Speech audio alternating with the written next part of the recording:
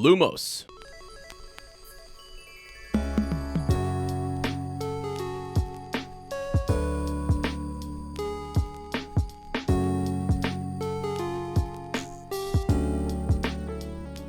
Hello friends, welcome back to Shell Cottage Radio. I'm your host Ezra, aka Bill, also known as Ezra the Watchful, History of Magic Professor, the Flannel Wizard, obviously. Yours truly, me. Please welcome your lowly design witch, the fascination of fourth year, my wonderful co-host, and yours, Lottie, aka Fleur. Einen wunderschönen guten Tag. We're so happy that you're here. Come in, make yourself at home in our beautiful little cottage on the outskirts of Tinworth. This is episode number 75 of Shell Cottage Radio, and this week we talk about chapter 18 of Harry Potter and the Prisoner of Azkaban, Moony, Wormtail, Padfoot, and Prongs. As usual, we'll start with our cottage catch-up, train for future trivia nights, and do our best to learn more about magical and fantastic beasts. How are you?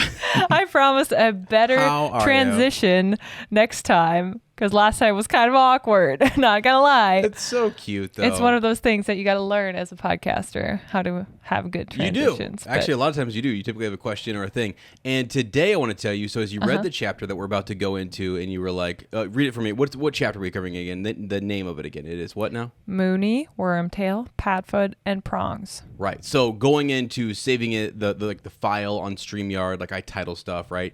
I titled it Prongs, Wormtail, Moony, and Padfoot. How dare you? I was close. Okay, I was close. Well, that's clearly our priorities, because you like the stag, I like Moony, so.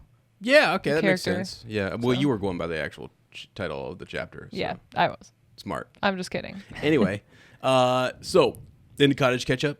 Yeah. Welcome to our cottage, friends. Yes. Here we be. It is freezing. Yes. Outside. It is an actual blizzard in certain blizzard. parts of the country. It's a blizzard at the outskirts, on the outskirts of Tinworth. Yes. So, yeah, we're trying to stay warm. We're lucky. Our power is still on. Everything's fine. And really, I had such a good day today. It was a Sunday, and it's, the Sunday before Martin Luther King Day. Yeah. So that Sunday feels so much different than any other Sunday, because you feel like, yeah, tomorrow is another day where we can just go about our day and do the things we want to do. Yeah. If that makes sense. Yes. And we don't have to get up at 4:50 in the morning. That's also a factor. Yeah, and I think the thing, there's a, what do they call it? I don't know, it's like some sort of polar vortex. I don't know if that's what this is, but it's essentially going to be close, like negative degrees. Yes. Or negative, which is negative wind chill, I think. Fahrenheit. So super cold if you translate it to Celsius. It's everything that gets close to 0 degrees in Fahrenheit is very, very cold. It's already in the minus or negative 10s. Wouldn't it be great if on Tuesday, if our superintendent for our district woke up and accidentally read the temperature in Celsius? Oh, goodness. And thought it was Fahrenheit. School is canceled, you guys. Yeah. It's done. Yes. Because wouldn't it be like super low? Yes. Right. They'd be thinking it's like Fahrenheit, and they'd be like negative 30. Yeah, I know. Like, okay, shut her down. Yeah. Anyway, that's just us. I always say, feel guilty, because then like people are like, well, I gotta go to work. What's up with you? You know what I mean? Blah, blah, blah. But I do hope everyone is out there. Actually, Kayla posted a really funny kind of story, and it was they were shoveling out her driveway or something, and I guess the plow truck comes down the road. They have a ton of snow, and the neighbors had pushed all their snow out into the road, and the plow truck just took it right on down in front of her driveway. So they took all that snow down the driveway, and then it just piles up in front of hers. So it's a bigger amount of snow for her to dig out of. So it was okay. Yeah. I actually love the winter weather, to be honest. I love when it's snowing outside. It makes you, like, when we were all kids, I think everyone was kind of excited about snow. I still feel that excitement. How about you? Oh, yeah, for sure. Yeah, I do. It's something, where were we? We were sitting in, I think North Maine, and it was just snowing out like crazy. We're out for breakfast. Oh, it was so beautiful. It's a nice restaurant. It's got tons of windows. And as you look out those windows, you could just see all the snow blowing by, and it was like, wow, we're in here. It's nice and warm, cozy. Yes. But it was gold. It was great. Yes. And even though I think we're bringing it up because like the first time this year it's actually happened. I know. We've been waiting for some good winter weather for quite a while. But I am also aware, I hope everyone's safe, of course. Like I know for some others it's very problematic to have a lot of snow and ice. So always, hoping everyone's safe Stay out safe there. And, and warm. If you can. Yeah, for sure. Yeah. Okay, that's about all that's going on here in the cottage. Honestly, we've been having some good food, went to the gym, good talks, worked out. Honestly. Good yeah, just yeah. It has been good. It has been a good weekend, and we're hoping to send that energy out your way. Hope you've had a great week, a great weekend, and a great day whenever you're listening. Yes. I always want to sometimes I get caught up in like what currently our time is, and we're like, it's like the afternoon is the weekend, and somebody's listening on Thursday going like, well, you know what I mean? They're like, Thursday's great. Yeah. And honestly, we're right there with you because come Wednesday or Thursday, we're going to be like right back at it. But yeah, it's nice too. Maybe we'll re-listen to this again ourselves on Thursday and think about it. We actually do sometimes. We do. And we'll I think that's a good weekend vibes. Yes, true.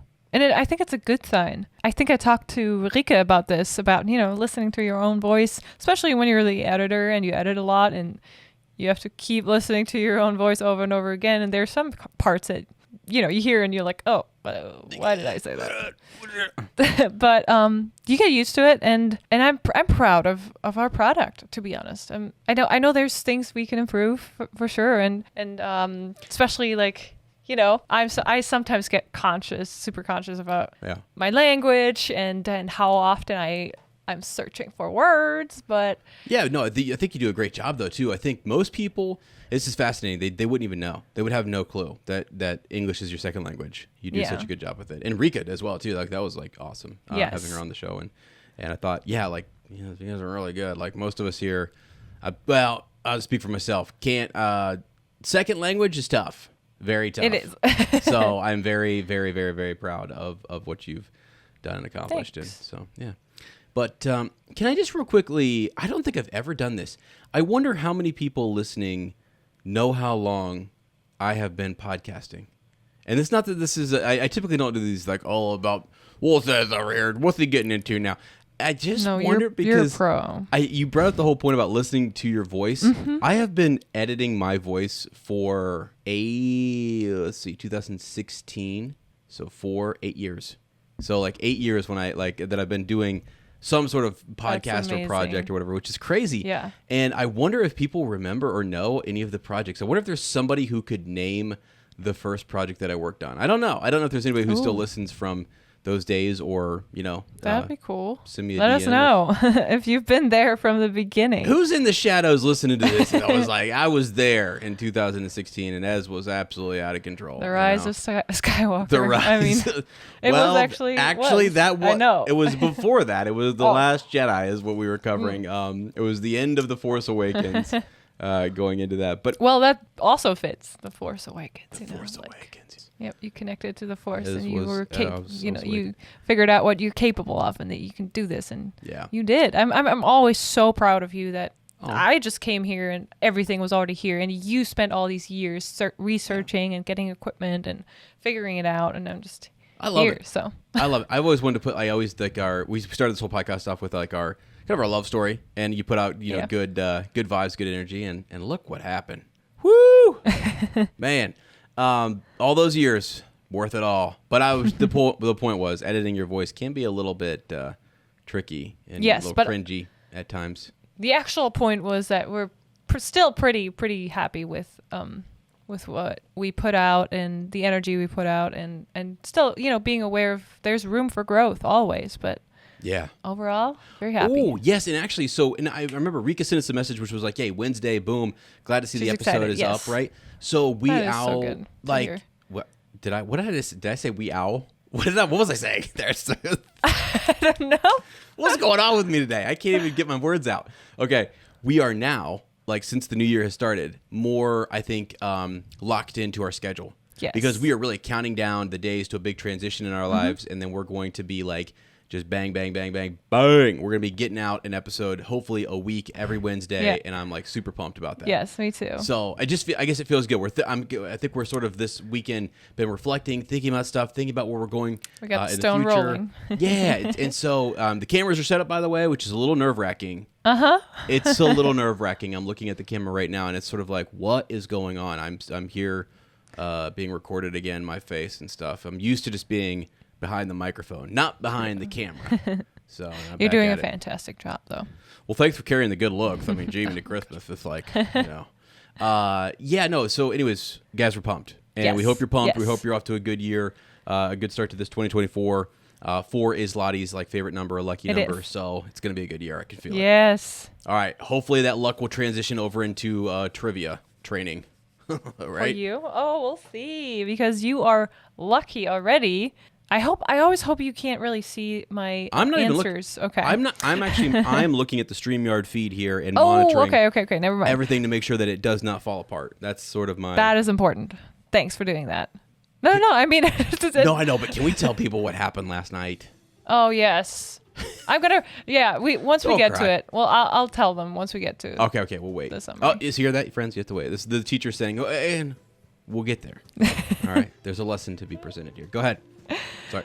Okay, the first question is a review question. Let's see if you paid attention. 500 years. Nick, what's his name? Oh, yeah. The ghost. No.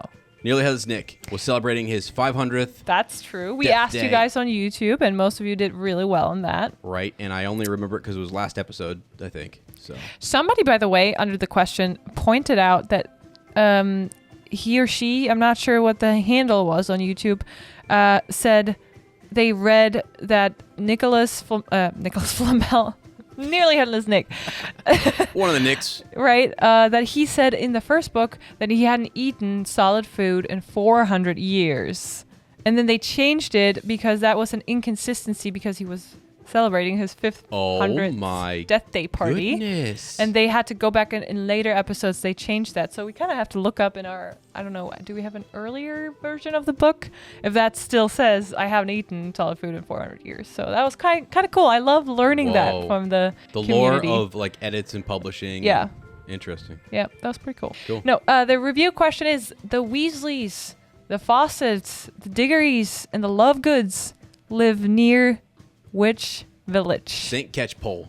Something. Wow. Was that St. That was really good. On the outskirts or something of... So it's Ottery St. Catchpole. Ottery St. Catchpole. Pretty good. I just wanted to... I think it's such a cute name, and I don't want to forget it, so that's why I put it in here. Yeah. Got the St. Catchpole down, but it's pretty oddery that I didn't remember that. It's pretty odd that I... Think about Hermione. She's got an otter as her... Oh, yeah. Patronus. Patronus, yeah. Yeah. Okay. Second question. This time, I'll give you some options to choose from. Thank God. Who is the owner, unless you can tell me right away, who is the owner of Honeyduke's Sweet Shop? Honeyduke's Sweet Shop. Yeah. The owner is Honey... You want some options? She ain't McNair. There ain't nothing. Nothing Honeydukes about McNair. Shaminy. What if he was? Oh gosh, wow. Yeah. What if a Death Eater was running that though? That I know. Shop. Oh my gosh. Mm-hmm. Watch, probably it. I don't remember. Like a secret. Yeah. Give me some options, please. Okay. Is it A, Donegan Tremlett, B, Felix Summerby, C, Theo Butterscotch, or D, Ambrosius Flume? Oh, you had trouble saying the D, so it makes me think it's not that, but I also thought that was it right away when you said it. So I'm going D. Am I wrong? No. You are right. I couldn't fool you. I really tried to stumble through the name, and I wouldn't get it. I tried to stumble through all of them. Yeah. Ambrosius Flume and his wife attended Hogwarts School in their youth, and Ambrosius was taught potions by Horace Slughorn and became a member of the Slug Club. Shut up. Uh-huh. Wow. That's pretty cool. Yeah, I thought you would think that's interesting. I also, if you're wondering, who the heck is Donegan Tremlett? Yeah, who is that? Who's Donegan Tremlett is also someone in the wizarding world, and he is the bassist of the wizarding band, the Weird Sisters? Oh, the bass player. Yeah. Oh, did I say what? Bassist. Bassist. I don't know how you say it. The Basset. What is a Basset? I'm thinking bass fish. I was like, bass? Or he's the... I thought you were actually trying to say the baddest. I was like, baddest of what? He's the baddest of them all. He's the baddest of them all. The baddest of them all. Dun, dun, dun. Okay, so he's the bass player. Bass player. Yes. Cool. The basilisk of the Weird Sisters. Felix Summerby was the wizard who invented the cheering charm. Yeah. Oh, yeah. The one that Hermione missed, right? That. Yep. Yeah, okay. And the last after Theo Butterscotch is just an invention of me. So. What was his first name? Theo Butterscotch. Guys, I gotta watch out. Lottie's inventing these names in her head. Who is he? Oh, I was just going through I'm just some. kidding. The other two I found. So he better be fiction. That's like. The other two I found when I scrolled through all the characters that are on the chocolate frog cards. Yeah. What was his name again? Theo Butterscotch. Theo Butterscotch. Okay. I'm just trying to save this for later so that way I can get in character. I just think it's funny. All right. I'm unprepared. I need my book, by the way, for our next section. Ooh, let's go. Go ahead and grab it there. Can you announce the next section for me? The next section is going to be my favorite section. This is the fantastical beast and where to find them. Am I right? Yes. Okay. That is correct. I didn't even look at the doc. I was like, sometimes Lottie does this sort of like on the fly, like, hey, changing the lesson here. Gonna like take that segment out. That's what you gotta do. You gotta stay flexible, right? Right. So this week we'll take a closer look at the Diricall. Okay. And this beast is definitely prominent in Fantastic Beasts. Let me read the description to you. Wait, can you spell it for me?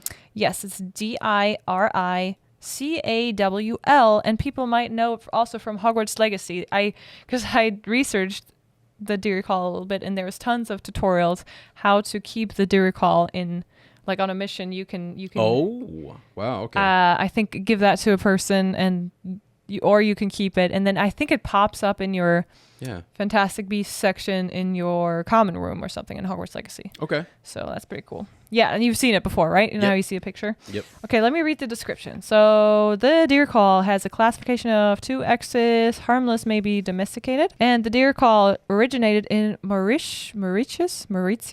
A plum-bodied, fluffy-feathered, flightless bird, the Diricall is remarkable for its method of escaping danger. It can vanish in a puff of feathers and reappear elsewhere. The phoenix shares this ability, see below. Interestingly, Muggles were once fully aware of the existence of the Diricall, though they knew it by the name of Dodo. Unaware that the Diricall could vanish at will, Muggles believe they have hunted the species to extinction, as this seems to have raised Muggles' awareness of the dangers of slaying their fellow creatures indiscriminately. The International Confederation of Wizards has never deemed it appropriate that the Muggles should be made aware of the continued existence of the Diricall. Interesting. Yeah, interesting. We just, in the Muggle world, I love when it's incorporated, like it could be actually existing in this parallel world of wizards and witches in our Muggle world that just called dodos. Yeah. Yeah. What do they do though? They can, if you remember, they pop in and out, right? They can. Yes, they can vanish, but then reappear in a different place. Okay, so they can apparate. Yeah, pretty much, yes. Mm-hmm. Yeah. And we see that in one of the scenes where I think you see, what other beast is there?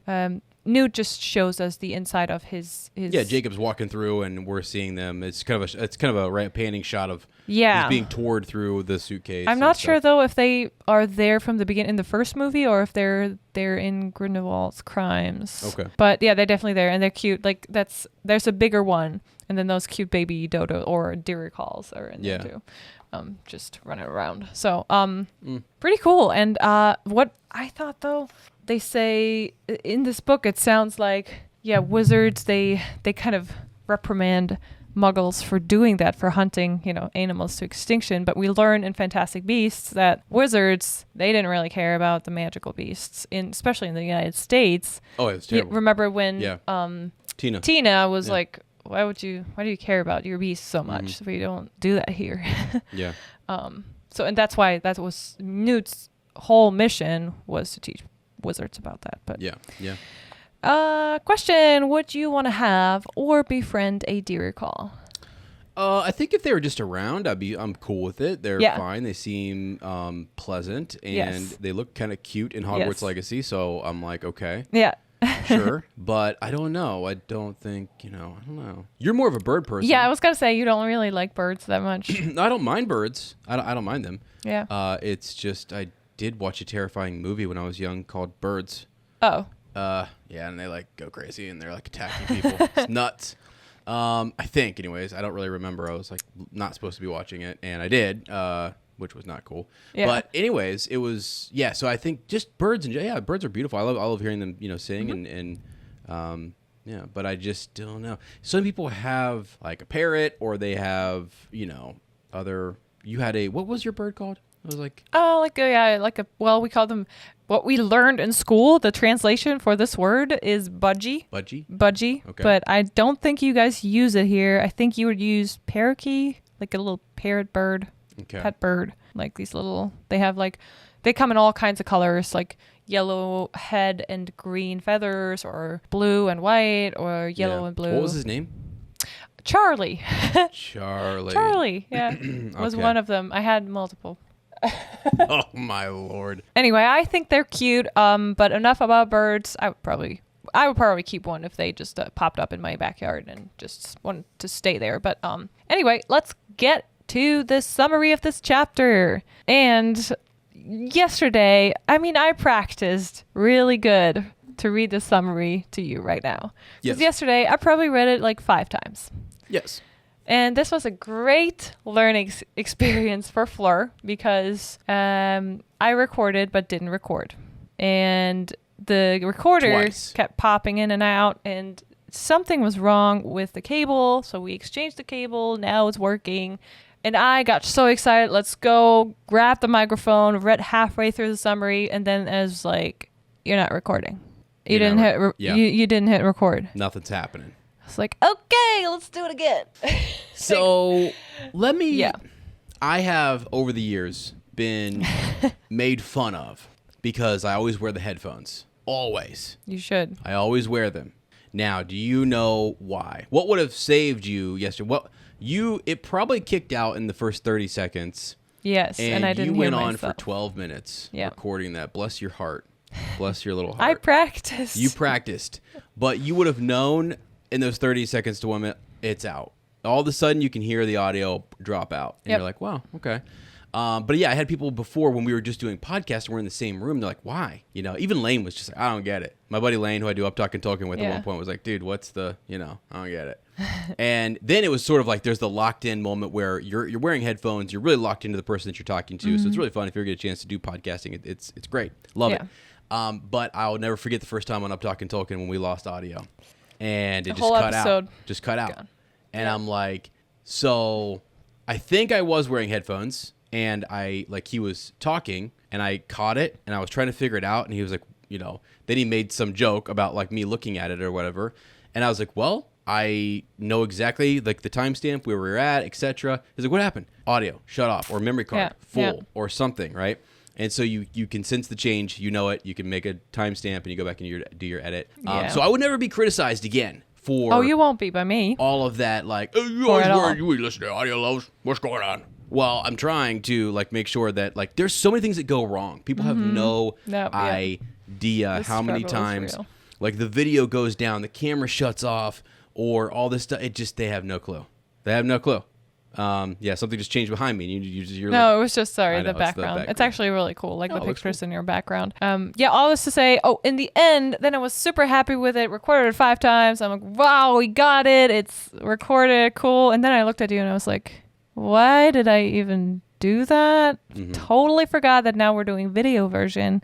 Well, I only recorded the audio, so it's kind of useless. So I mean, we could just use the audio version. We'll see. We'll make a call here in post-production. We'll decide what we want to do. Yes. But meanwhile, Chapter 18, Moony, Wormtail, Padfoot, and Prongs. Ron, Harry, and Hermione have just been told by Lupin and Sirius Black that Scabbers is actually a wizard named Peter Pettigrew. Harry and Ron silently agree that both Professor Lupin and Black are completely mad. Sirius Black wants to prove it immediately and lunges at Scabbers, but Lupin holds him back and insists that they owe the kids an explanation first. Hermione points out that there's no way that Scabbers, aka Peter, is an animagus, a wizard that can turn into an animal at will, because if he was, he would be registered with the Ministry of Magic and everyone would know. Before the two men can answer her, the door suddenly cracks open, but no one's there to be seen. Lupin even checks the landing outside the bedroom. Ron reminds them that this place is haunted, but the professor rejects this claim. He explains that the Shrieking Shack has never been haunted. Instead, it was built to keep him, young Remus, in his werewolf form at bay. He had to come to the shack every full moon so he wouldn't harm any of the students or staff. Back in the day, they didn't have a Wolfsbane potion to help keep his symptoms under control. So they planted the Whomping Willow to keep students from entering the secret tunnel that would lead to the Shrieking Shack, where Lupin went and turned into a monster every month. Lupin goes on to describe how in his transformed state, he would lose his mind, attack the walls and furniture around him, and even hurt himself. The Hogsmeade villagers heard the noises and began to think the place was haunted. But apart from monthly transformations, Lupin states he was happier than ever because he had found true friendship at Hogwarts. Peter, Sirius, and James were his best friends. Then Lupin admits something that absolutely shocks Harry. His father, James Potter, as well as his friends Sirius Black and Peter Pettigrew, became 3 unregistered animagi to accompany Lupin whenever he transformed into a werewolf. After all, he was only harmful to humans, not animals. In their animal forms, the 4 friends went on nightly adventures and roamed the castle, grounds, and surrounding areas, which inspired them to create the Marauders map. They signed it with their nicknames: Peter as Wormtail, Sirius as Padfoot, James as Prongs, and Remus himself as Moony. Remus admits that it was still very dangerous, of course, and that he felt like he had abused Dumbledore's trust, the first wizard who had ever believed in him. That's why Lupin couldn't bring himself to tell Dumbledore that Sirius Black is an unregistered animagus. It would have meant that Dumbledore would find out about their risky and illegal adventures. And Dumbledore's trust has meant everything to Lupin, as it had changed his life. When he admits that Snape has been right about him all along, that he's a coward and shouldn't have been hired as a defense against the dark arts teacher, Sirius Black can't believe his ears. What is Severus Snape doing at Hogwarts? He's perplexed when he learns that Snape is now the potions teacher here. Black and Lupin tell the kids that Snape was one of their classmates back when they were at school, and that they were arch enemies, especially James and Severus. One time, Sirius played a prank on Snape, in which he sent him off to the Shrieking Shack even though he knew that Snape would find a transformed werewolf there, who could have hurt or even killed him. James risked his life against the Whomping Willow to stop Snape before he could get to the Shrieking Shack. But Snape had caught a glimpse of the transformed Lupin, and from that day on, he knew that Remus Lupin was a werewolf. Harry suddenly understands, and asks Professor Lupin if that's the reason why Snape doesn't like him, because he must have thought that Lupin knew about the prank. But before Lupin can answer, a snarling voice confirms Harry's guess. At this moment, Professor Snape reveals himself. He had been listening in on the conversation under Harry's invisibility cloak for quite a while. The Potions Master is armed with a wand and points it directly at Professor Lupin. Dun, dun, dun. Holy. Now, things are getting pretty serious, okay, in this. And so, before we dive into all of this seriousness, I thought we should take a step back real quick. And I want to ask you a couple questions before we start. Okay. Okay? Yeah.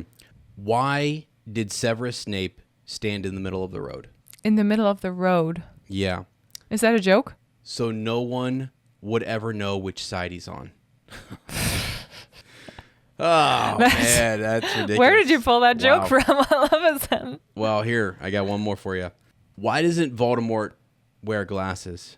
Because his nose wouldn't hold it because he doesn't have a nose. Nobody knows. Nobody knows.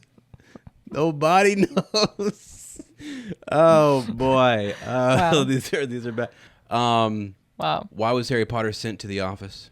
To the office. Because he was cursing in class. Because he was cursing and saying bad words. Okay. Wouldn't you send somebody to the office if they were cursing in your class? Yes. They were just dropping a bunch of blank beep, beep, Yes. beep, beep, beep, beep, beep. Yeah, Yes. yeah, you would. You would. And the last one, this is a classic. How does Voldemort enter a room? You should know this one. How does Voldemort enter a room? He slithers in. All right, now we can return to the chapter discussion. Good jokes. Mm-hmm. What do you call them? Those are dad jokes. No, yes, we call them. Oh, what sorry. did you just? Sorry, mic bump. I need to pay. I'm gonna get a jar. Yes, we do have to get a jar. I like that. A jar with mic bump on it. Yeah. And a picture of me just bumping into the mic all the time. What do you call it? Schenkelklopfer.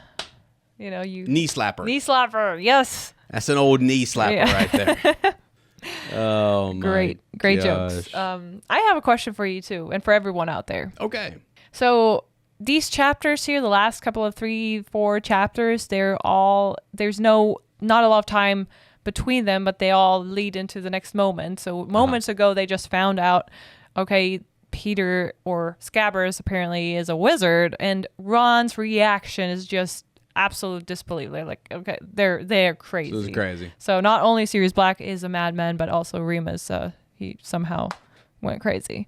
And I mean, understandable. What would your reaction be? And we kind of talked about this last time a little bit, but just imagine your most loyal pet that you have spent most of your years with, and somebody, I know it's not Sophie for you, I know you've had pets before, but you guys are listening and think about your most beloved pet. Yeah. And somebody just came up and told, a mass murderer, by the way, came up and told you this guy is. Yeah, could you imagine?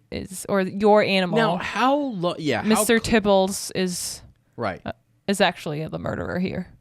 Yeah, this crime was committed not by Grindelwald, right, but by Mr. Tibbles. The room would be like, huh? Who's right. Mr. Right, and then you find out. Imagine if somebody told you Sophie is actually a crazy, I don't know, crazy lady that could turn into a human. And she once was out there in a far distant land or country and had committed some terrible crimes. Yeah. She's such a sweet kitty. I know, she There's is. no way. There's no way. That's what Ron feels right now. Yeah. You know? Right. So. Yeah, no, that's interesting. I think as we were listening to this chapter, I said to you in the car, I'm like, why, or how did I put that? We were talking about Scabbers. Yeah. And just the idea that he lives with the Weasleys. Yes. Oh, yeah. Right. Yes. He lives with the Weasleys. He's been with them for however long. 12 years, yeah, almost. Did he? I don't know. Did he expect to come across Harry Potter? Did he think that was going to happen, or was this the safest place for him? Did he think, here, I'm with wizards, it's comfy comfy living? He just enjoyed it. Did he grow close to them? Right? Did he start to enjoy the time there? Yeah. Yes. As you're saying this, I just developed a little mini theory. Okay. So he was with Percy, right? Mm-hmm. So how did he get to be Ron's pet all of a sudden? I mean, either it's just Percy got tired of him, wanted a cooler pet, and he just said, hey, here you go, Ron, I don't want Scabbers anymore. Or is it that Scabbers, aka Peter, was calculating or lost a little bit track of the years and thought maybe Percy was Harry's age and hoped to meet Harry there, went to Hogwarts with Percy, and then he was like, oh, nope, Harry Potter's not here yet. Maybe I should, when I come home, get more attached to Ron or Ginny. We don't know yet. Yeah. Thankfully, it was Ron first. God, it was Ron. So, I know. But what if he thought that? I never in all of my Harry Potter reading years thought about Peter Pettigrew being Jenny's pet. How terrible. How freaking messed up is first of all the whole thing that shows you he has nowhere to go. He has nothing. He's living terrible. I mean, I guess Cush as best he could, but he's stuck in this animal form. He can't even reveal himself. And so he's living with the Weasleys. I think Hermes was the owl that was got by Percy. Yeah. And then that is what sort of passed on Scabbers. Yes. But I like your idea that he still was in that family hoping to be at Hogwarts. Clearly he went there where there was already a bunch of wizards who had been attending Hogwarts, and there's a chance to go back to a place that he loved, to revisit those fond memories. And how often do you think, here's something, is oh my gosh, is Ron, Harry, Neville, Dean, Seamus, are they all sharing the same room that maybe the Marauders were sharing once upon a time? Could be. You know, oh my goodness. And you just think about, like, because I was thinking, what if there was ever a time where... Yeah. And if they didn't, but they would still completely... They probably all look the same. Yeah, it's still the Gryffindor common room. Him. And he's in there all the time, chilling out, probably thinking about those memories and those times with his friends, right? With James, Sirius, and Lupin. And I thought before we were getting into the chapter discussion, and as we're riding around listening to the chapter, I thought, I wonder this is crazy. This is what we try to do, all right? But I wonder if there's ever a time where Peter, like, everyone's asleep.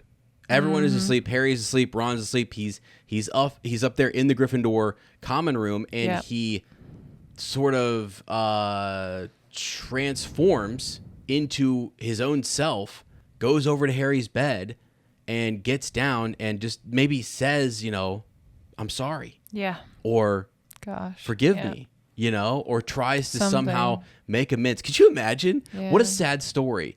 Yes. But at the same time knows, I can't be caught. I can't. Never could I do that. Yes. But did he ever think or feel that way? I don't know.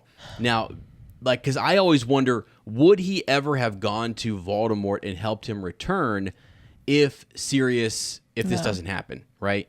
So the Weasleys win the money. They go to Egypt. Sirius sees the newspaper clipping, and then he says, oh my gosh, he's been there. He's going to hurt Harry.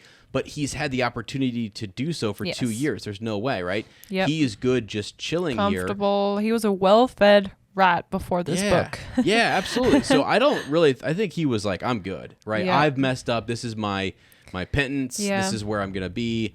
I do think he was bitter towards James and Sirius and Remus a little bit. It seems like that when the way they speak about him in this chapter shows you that, like, he needed more help, and he was the least of them, right? And McGonagall has the same sort of tone when she speaks about Peter Pettigrew. Yeah. So, and then imagine this. Let's just hold. Not that I want to go down this whole sympathy for Peter thing.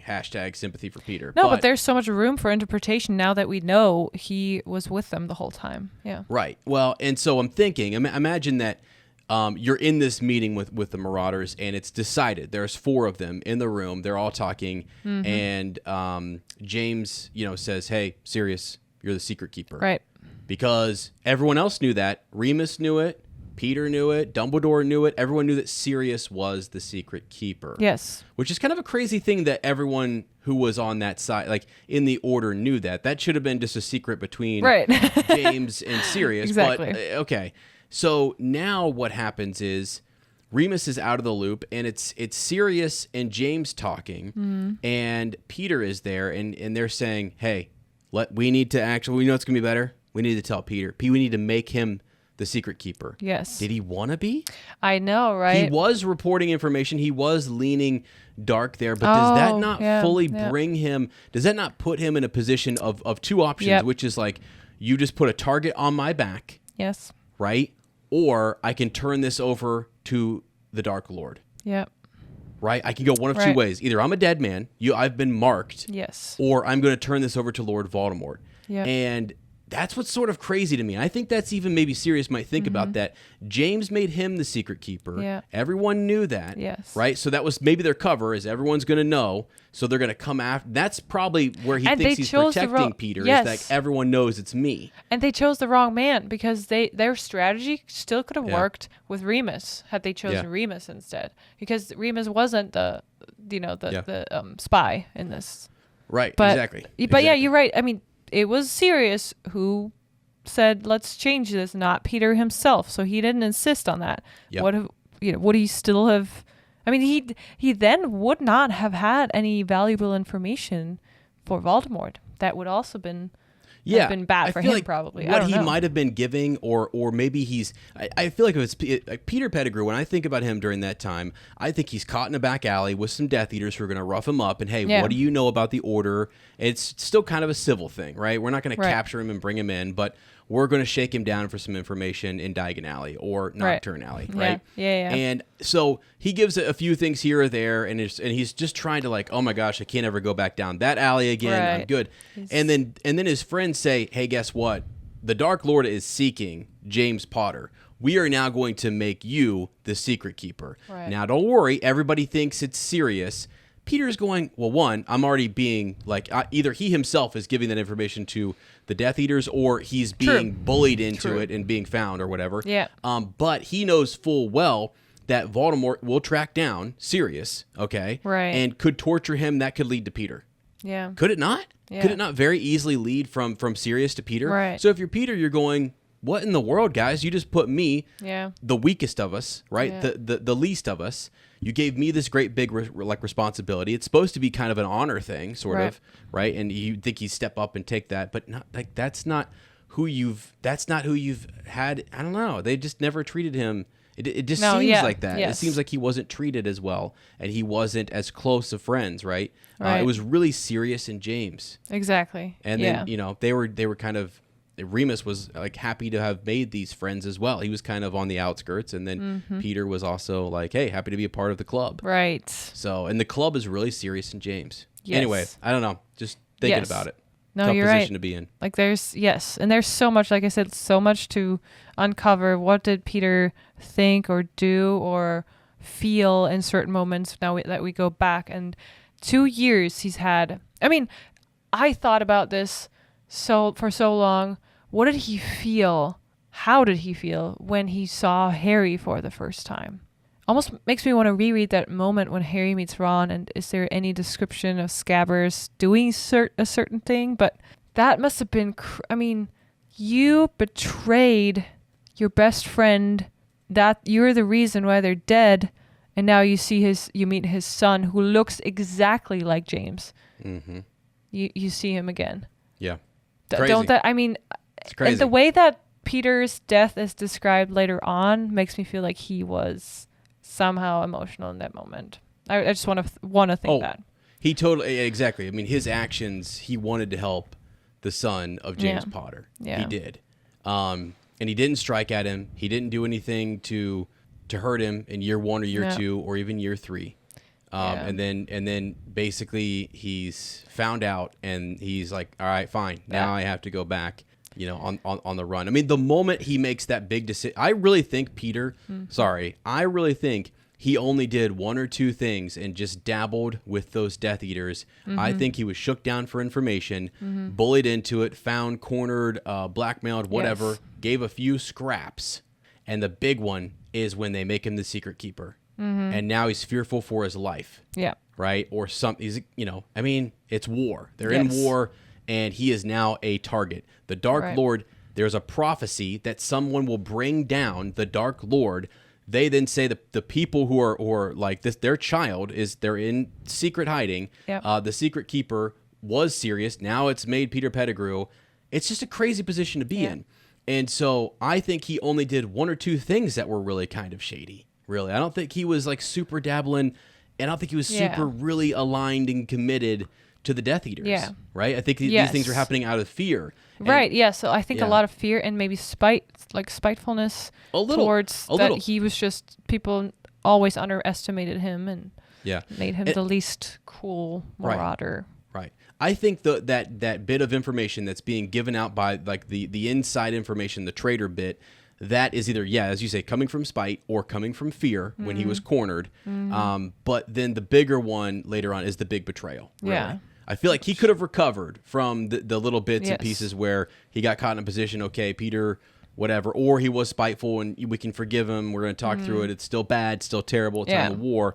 But then he goes and makes this, and there's no returning from it. And he sort of knows that. Yes. But I think in his heart, I feel like that's why him waking up in the middle of the night and transforming and going over to Harry and having a moment where he just says, I'm sorry.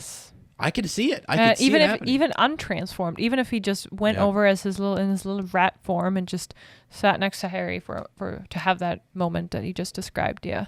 And I once we get to Deathly Hallows, once we get to that moment where he just hesitates for a second, to make that final or to attack Harry, I think we could compare that maybe to an Anakin. Almost, not quite, because they're not like son and father, but like an Anakin comeback moment. Had he had the chance, maybe he would have turned around and attacked a redemption arc. Yes. Yeah, I wish there was more room for that to have happened, but Voldemort already suspected it, and that's I think that the reason why he can't go back and he can't go against Voldemort is he's basically hampered by the spell work. Of the Dark Lord, and so he's going to be killed. Yeah, he knows he's going to be killed at any moment where he sort of betrays or shows mercy to Harry Potter, and it happens. Yeah, so which is his redemption. Wow, crazy as it is. Yeah, we need more. We all know it. We need more Marauder stuff, and we do. But in that moment, again, like Ron and Harry just learned, or even Hermione too. They all do want to run, by the way, just so you know. Yes, they ran. They just ran out of the Shrieking Shack, and here we go. So what's going on in Harry's and Ron's mind? We kind of catch that glimpse of them. They just look at each other, and they're like, yeah, like if you, I don't know, you probably didn't see that if you didn't watch YouTube, then they just did the whole you're crazy kind of movement. And the mind, which you've seen before in your class, right? Absolutely. No. Yeah. I don't know. Not really. Frau Kirk's up there teaching. As soon as she turns around, there's two boys in the back. They're like, this is crazy. No, they have not. I'm kidding. But what Ron and Harry are thinking in this moment, what I'm thinking is like, yeah, like you said, yeah, right. They're crazy. While Hermione, I feel like, because she's not mentioned, she's not part of that exchange where they look at each other. So I think Hermione's over here, and in her analytic mind, she goes through the logic possibilities of the claim that Scabbers is Pettigrew in Animagus form. Mm-hmm. So I think she's analyzed, can this even be true? Is it possible? Yes, and that's why she says, well, I have read this. So like, and it's said in a very calm voice. I think that's what brought her back into her less panicky, more, her student analytical mind. Yeah. Where she just asks Professor Lupin really a question like, Professor, there is only 7 registered Animagia in the last 100 years, and Peter is not one of them. Right. And because she read about it with Professor McGonagall being one of them, Animagia. And well, that's when right before they can answer, there is a little moment of hesitation because they heard a noise and the door opened up. Mm-hmm. Later, we'll learn at the end of this chapter, this was the moment when Snape came in under the cloak. Yeah. And the kids, they just dismiss this moment. So Lupin even goes out, checks what was that? Because Lupin knows full well this place is not haunted. The kids think, oh, it's just a ghost or whatever. Yes. Like, never had there been a better moment for Revelio. I mean, straight up. Like, you know, they know it's not. Remus, of all people, knows it's not haunted. So something moved that door. They're wizards. Right. They should have looked into this a little more. But he was so distracted. Yes. In the moment. And they need to make sure Peter isn't escaping. Gotta keep your eye on that rat. Yeah, so it's kind of hard to keep everything together here. Yeah. But that we, in the chapter when we were listening to it, now this is the moment when Snape enters the room and the conversation about Peter being the actual murderer, mm-hmm. and Sirius and Peter's roles are switched, and Peter being a rat. Mm-hmm. That's all. That is over. That conversation is over. Yep. Snape didn't hear the most important part of the conversation. And now the rest of what he's listening to, and that's why he comes to the wrong conclusion, is only Lupin just telling his story, basically, and how his friends became Animagia for him. Right. It's all just backstory that Snape hears and thinks, yeah, okay, I know that, they're retelling the story. Mm-hmm. Let's hear this out. I'll catch him right at the moment. See if they actually tell the story. Yeah. Why does he wait? You know, why does he wait to hear the story? Yeah, you think about that. Snape just stands there in the corner under the invisibility cloak and waits to hear. Again, he's trying to figure out. He's there at a moment notice. Right, he can disarm anybody whenever he wants. He's very, very, very powerful. So the fact that he sits there and waits, he wants to see who Remus Lupin is. Yes. Remus wasn't the bully. He's always been intrigued by that. He was the werewolf. He understands, somewhere deep in there, I think Snape understands that they were befriending him, and that was the misfit that they took in. Snape is not the misfit that they took in. Snape is the misfit that they targeted and that they bullied, right? Because he's in Slytherin, and this misfit, Remus Lupin, was in Gryffindor. So that's the difference, right? And he stands there to wait to see what Remus is going to deliver and how Sirius is going to react. Point. Anyway, I just think that is actually a fascinating thing that he stands there and hears the story unfold. Also, longest storytelling ever, by the way. This started a chapter ago, and Sirius has been like, get on with it. I know. You kind of feel his tension is building up, like, get a move on. 12 years. He's waited. In Azkaban. Yeah, so I want to back up real quick just on the unregistered animagi, right? So the idea that we have unregistered animagi doesn't cross Hermione's mind because she doesn't break rules by nature. Yes. That's something she's been guided into by Ron and Harry a little bit. She gets more ambitious, I guess, or leans into the rule breaking more as the school years go on. Yeah. But her natural state is to not assume that, right? Yeah, so, and maybe it's also she envisions more of a process of getting your driver's license. Why would you do that unguided and unaccompanied by an agency or someone who teaches you, right? True. Yeah. Like that would be dangerous. Right. But the point is, if they can guide Peter Pettigrew, who according to everyone was the least and struggled and was sort of a misfit as well that they took in, how is it then that there are not more? I believe there are. Well, we know Rita Skeeter is, right? Later on, isn't she unregistered? She's an unregistered. Yes, she is. Yes. Yeah. So there are more, and there are plenty more, and it's just from the perspective of children reading that in a book. It's like, okay, there's only 7 who have actually registered, right. But people have theorized that Dumbledore himself is one. Could be one, right? And that many other people actually are, and it's just sort of a more common thing than we think that people just do in their backyard. Under all these sorts of protections, and they're good. Because there doesn't seem to be a way for the ministry to track that you've done it, and there's no alert that goes off that this is you, right? Or whatever. So, and there are plenty of fantastic and magical beasts out there that if you transform, if you go through that whole process, like you can kind of blend in. Yeah. And there's nothing odd about a special dog, like he's a black dog, but okay, we have other magical dogs and pets or whatever for wizards and witches, so he doesn't stand out too much. Yeah.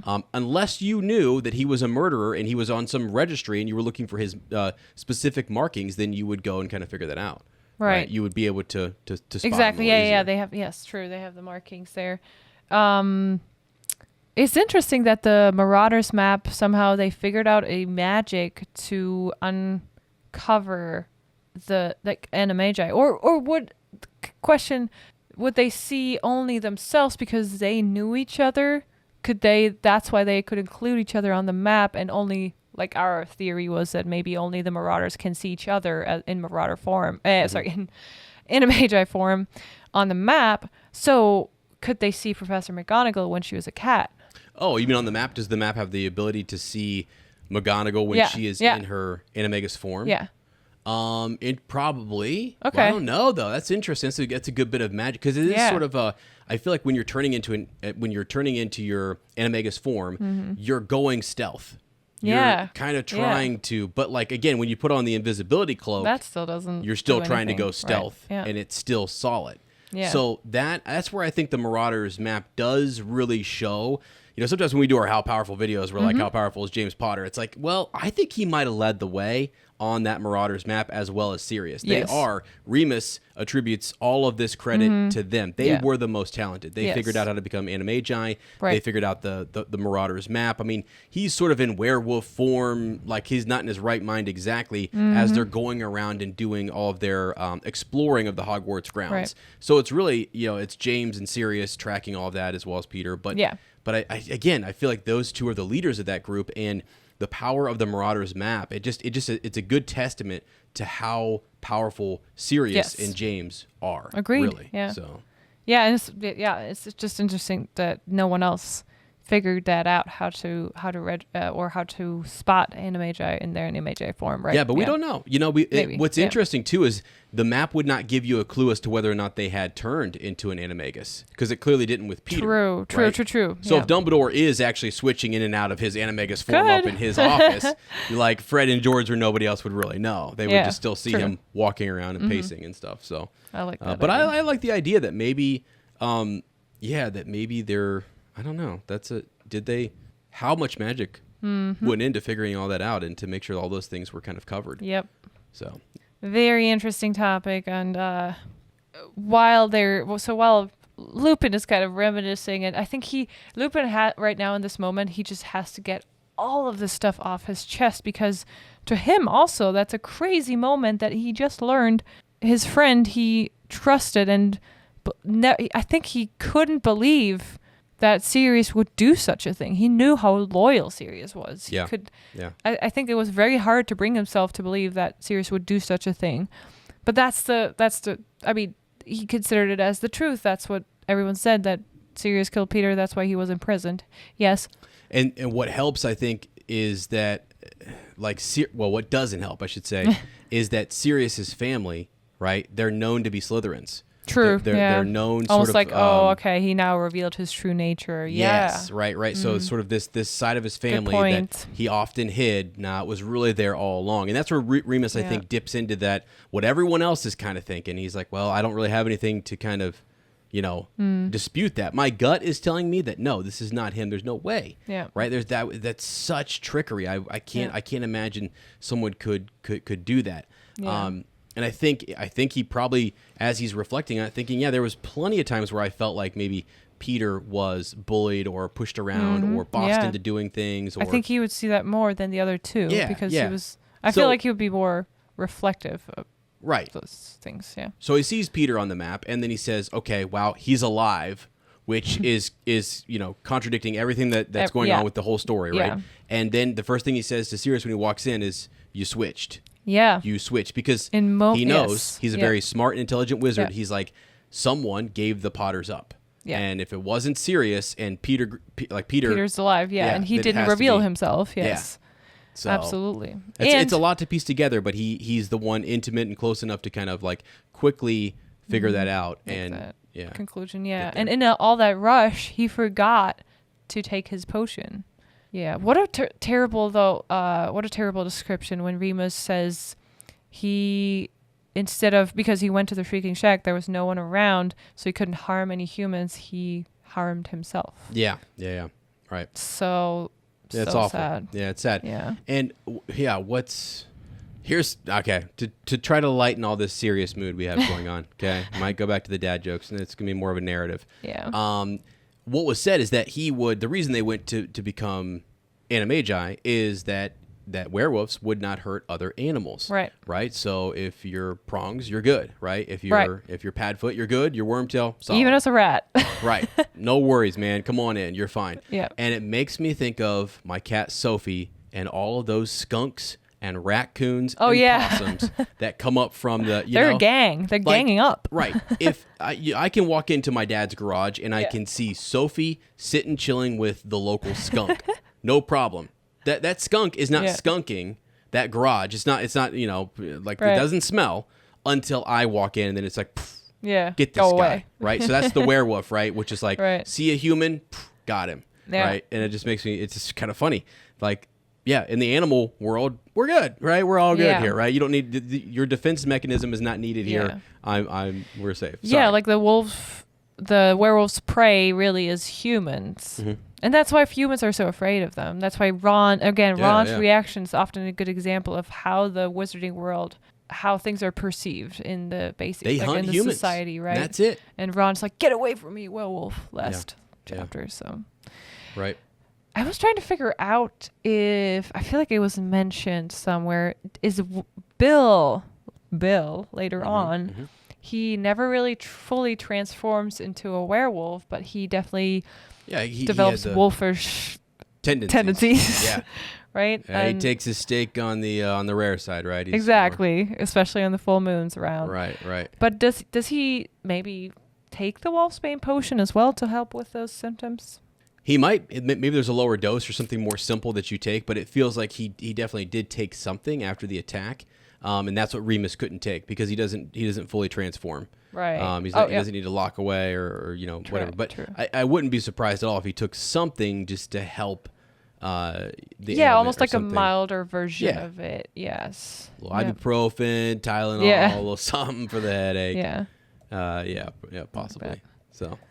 Okay, so in the midst of this chapter, it's again just the longest story. It's all the build up. This is where it's revealed that Dumbledore's trust was super important to Remus, and he really felt like if he would have told Dumbledore, he lets him down. And he said this is the chapter where he reveals that, where he's like, he let me. This is the man who stood up for me, let me come to Hogwarts, built a shack for me. Right. Built a whole shack. Planted a tree. Right, that whomps anybody that tries to get to the shack, which is crazy. So how did he get in? Well, how did he get in there? Right? How does he get in there originally? Well, Sirius says to Snape, you could just take a stick and kind of push that button that will turn off the Whomping Willow. Right, someone can just press it, but you have to get close enough to do it. So you need a long... If Snape could do it, though, I feel like Remus could do it then, too. Yeah, okay. Anyway, a little awkward. Just got to get your... imagine if you're in the castle and you're looking out. What is this kid doing out here with a long stick trying to get in? Where's he going? Yeah. Right? It's crazy. But it's also after dark. Maybe nobody's looking. I don't know. Yeah. Anyway, the whole point is Dumbledore trusts him and sets up a way in which he can come, do all of his magic training. Right. And he encourages the rumors about the Shrieking Shack there in Hogsmeade to help out the situation. What Dumbledore doesn't know is that three wizards decide to become I always say it wrong. Animagi. No one knows how to say it, so we just confidently say it however we want. Yeah.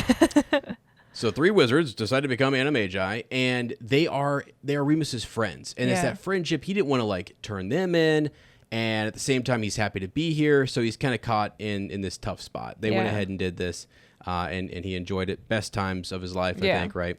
And then now as a professor, I did a short on this recently where he has the option to tell Dumbledore all of those things, and he doesn't. It's all coming out now. All the truth is coming out now. But now there's this extra piece with Pettigrew and Sirius's innocence and all this kind of stuff too. So it worked out for Lupin in the end, but still in the moment, was that the right thing to do? And he says, "I am a coward." He has a very, unfortunately, not a very high opinion of himself, and I think he's a very hurt soul. Yeah, and it's just it's interesting. So there's still a loyalty to his friends, right? So Peter Pettigrew shows cowardice a little bit, right? Well, a big bit when he turns over the Potters, right? Yes. But Remus here shows it in a different way, where in which it's just he doesn't want the opinion of him or actually during Hogwarts, his friends. He wanted to stick up for them, and so he doesn't want to report that. Yeah. And then now, when the school is in jeopardy of a mass murderer entering the building, something is telling him no, and it's this bit with Dumbledore and all the trust, and he brought me in here now to be a professor and stuff, and I think he's racking his brain to kind of say is Sirius actually clearly he knew. Yeah. They're describing the slashes this dog, and he transforms and he's Sirius Black. He knows that he's an animagus, and so he's coming in that's wild that he doesn't say anything about it, and that he got that close to Harry and Ron and almost could have killed them from and everyone is always just he would never have done that. Sirius would have never done that. It's no. In the moment, Remus does not know. He believes he's a mass murderer and has no reason to think that he's innocent. And so it's just wild that he doesn't turn him in. Exactly. And that's what this whole chapter is him explaining that to Harry. I messed up. I was wrong, and I should have. So, yes. I vote for, if we ever get our Marauders series that we all want, I think it should be told from Remus' point of view. You think so? Yeah. Yes. Okay. But that's just my opinion. Why do you think so? What do you think would make good? Why would that be the best? Because I think if you tell it from you could also choose more neutral point of view, of course, but I think if it was from more James and Sirius perspective, they're too in the moment, too we think we're the coolest. I think Remus would be that character who sees everything from a different perspective. And he's also not Peter who just, I mean, we could also, I mean, we said Peter is also a very intriguing character and we want to know more about his arc. Yeah. So I would say too, yeah. So one of those two, Sirius would be interesting because of his family and the strife that he has there. The least likely would be James Potter. Yeah. Because oftentimes you want a character that's relatable and that has some sort of conflict or something that we can. It doesn't need to be like, oh, well, he's a werewolf. How can I relate to that? Well, calm down. All right. So I'm making a joke. I can relate to it. All right. Because I'm part werewolf as well. But what I mean is that like, you have you're able to relate to people's hardships and stuff like that, right? Or some of their struggles, and we connect to that, and we can find sort of. And Remus is the piece, like we learned just now. He's the piece that holds them, or that's why they all decided to become Animagi in the first place, right? To help him, and everything kind of revolves around him at the beginning, right? A little bit. Yeah, they become the Marauders because of Remus. Yes, exactly. Yeah. So he should be the point of view that we center on. Not that we can't bounce around to other I think characters, but still, shows nowadays are really cool when they have these different story arcs and then they're all coming together. But I feel like you always have the feeling of one of them is the main story arc, the center. Yeah, and I would hope that'd be Remus's. Yeah. For sure. So. I'm with you on that. Yeah. Okay. And then any other? Yeah. What else you got? I mean, thoughts on this chapter? Because I feel like it just sort of once we get to that point where the story's being told, the big drop on Harry is that his dad saved Snape. Yeah. And Sirius is still very dismissive of this whole thing, sort of like, yeah, whatever. He's like, yeah, whatever. I don't care. But one thing that as I was listening, I thought was fascinating. Mm-hmm. Sirius does not realize that he put Snape, a human, very close to his good friend Remus Lupin, who was a werewolf and could have killed him. Oh, I know. Terrible, so actually, for Remus, too. Yeah. Exactly. Everyone thinks like, oh, that was against Snape. The immaturity here is that he doesn't realize that his friend, Remus Lupin, would have committed that murder and would have like been investigated. The whole thing would be over. Everything's done. Yeah. So Sirius is kind of like not thinking. That's why James comes through and is the level-headed, like clear one. And you know what I'm saying? So like Sirius makes that mistake back then. I think he makes a mistake again. Yeah. When he says, let's go with Pettigrew. Yeah. Sorry. I think he does. And I think like that's tough, but he's the one who's risking people's lives. Point. He doesn't think about He doesn't think friends things through. And their Right. He just thinks, oh, we played a good one on Snape, or whatever. If Snape gets killed in there, who cares? No, your everything's over now. Sirius. Yeah. Like now, Remus is like expelled and like put in Azkaban and all this stuff. Like, are you kidding? Yeah. It's a joke. It's so crazy. True. And again, they're kids, but who had the level head? James Potter did. He did. Right. Yes. And he's like, this is dumb. I got to go do something. Like, Sirius, what are you thinking? So anyway. Yeah, this seems like more of that. It's so weird because in the film we see James Potter really being sort of that antagonist or bully to Snape, but it feels like he's egged on by Sirius more than anything too. Possibly, we don't really see Sirius, his role in it, and we hear about it right here with this big prank. Mm-hmm. Not good, not cool. Yeah, I can totally see like a lot of Sirius's family history and flashbacks and more home life part of this Marauders series that is mainly told from Remus' point of view, but then these extras with Sirius's home life that we maybe not get too much from Peter's home life or James's too much. Yeah. I mean, James then later on, Sirius will go to James's house, but it's for sure. It's going to happen. I know it.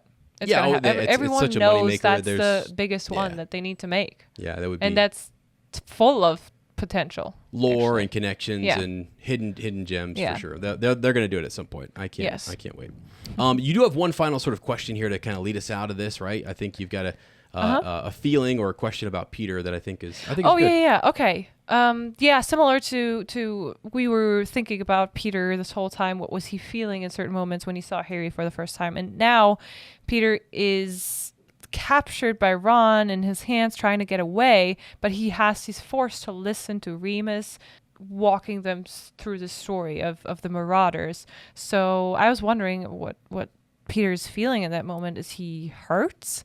because he was always the least popular of the Marauders, or is he more sad and because he ruined everything kind of through his betrayal? It's a crazy thing. I'm wondering if as he's listening, like he wants to interject and if he wants to say something. One, he first of all just wants to get away. I think so too. He just if I can get out of here, get away, like stay in my rat form, I can slip through the cracks just like I've done before. I'll get away, like he did with Sirius run to another country if I must. Yeah, he's bested them, and he's being as small as he is. He's like stealthier, right? He's able to get through. More difficult to capture. Yeah. So I would say the other tactic he could have taken is transformed, confirmed that he's alive, but then come up with his own sort of like what I mean. The moment he does transform, he's guilty, right? He's guilty. So he's trying to hold on to that like with everything he has. Yes. But I almost wonder if he wasn't arguing or wanting to add to some of this story that Remus is saying and wanting to kind of put his own bit in there that like there's more to this Marauder story than you guys know. Right. And I feel like I'm on this sympathy for Peter tour, but I mean, it's just like, I just feel like there would be more that he would want to add and stuff. Yeah. So I don't know. Yeah. I guess I'm okay with being known as the podcast who always takes the underdog or the people who get the least sympathy from everyone and just tries to understand them, right? Right. I mean, wait until we get to Umbridge. Are you kidding me? Do you really? You have sympathy? Not really. That's like she might be the one character that's very, very. There will be. Yeah, I'm gonna have a hard time finding something, but right. Who knows? I'm very excited to reread Order of the Phoenix, but because we've done it for Vernon Dursley, Petunia. We have, right? We've done the impossible already. We've done the impossible. But I would say most people would say we should do a poll, like who's worst kind of. Ooh, yes. Like if you had to pick the worst, is it Umbridge or Aunt Petunia or Uncle Vernon? Like you know what I mean? Like take a couple of them and throw them up there and see what we get. But. Yeah. Let's do it. Anyway, all right, friends. That's really kind of the chapter. It's a short chapter this week, so we'll continue on here. We get to the end there where Snape just. I think the next chapter starts off with the disarming charm. Yeah. Right. He's pulled out his wand. He's got it pointed right at Remus. Most important spell in this series. Ba-boom! He has taken those wands. So yeah. But all right, that is it. It's also a mad time. I've been killing this coffee. You probably have to go to the bathroom. Oh my goodness! I'm thinking about these characters in the Shrieking Shack, going like, did anybody have a Yeah. When was the last time they? One, it's cold. Anything. They're terrified. This story is taking forever from Remus, and I'm just sort of like, guys, I gotta go. Like, come on. And Ron actually said, like, I'm getting out of here. Ron sits there with a broken leg. It's crazy. I can't. Yeah. Oh, he's tough. Anyway, all right. Hey, thank you guys so much, though. We appreciate you. We appreciate the messages, by the way. If you are enjoying the podcast and you haven't reached out and you want to, send us a message at Fleur and Bill. Honestly, that would be really cool. I think Lottie and I would love just to hear from some of you who are listening. Yes. And just a quick sort of, hey, I'm listening and I'm keeping up to date, because then we feel even this more energy to kind of go, okay, week by week, we got people like, boom, let's go. Yes. And we do already, everyone who is sending us, thank you so much. It always makes our day, and we're ready to go for the next episode and love reading your thoughts on the show. Really, yeah. Well, for sure. And also we've got a huge, when we look at the numbers too, we've got people who have started the podcast way back on the front end and are kind of catching up. So when you get to this point in the podcast, reach out. We'd love you guys in the future, chat. 6 months, a year, 2 years from now. We just did like a time turner thing right there. Except for it's not just by a couple hours, it's maybe months. Yep. All right. Hey, thanks so much, friends. Thanks for joining us here in Shell Cottage Radio 94.7 COZY. We hope that you will join us in the future. We thoroughly enjoy meeting new positive Potter people that don't behave like babbling, bumbling bands of baboons. And if you don't want to miss out on the next episode, future episodes, then be sure to subscribe to our podcast, leave us a review, and follow on social media at Fleur and Bill. If you truly enjoy our content, consider supporting our growing Wizarding family on Patreon or Apple Premium. You'll find all the links down below. Thank you so much to all our current patrons.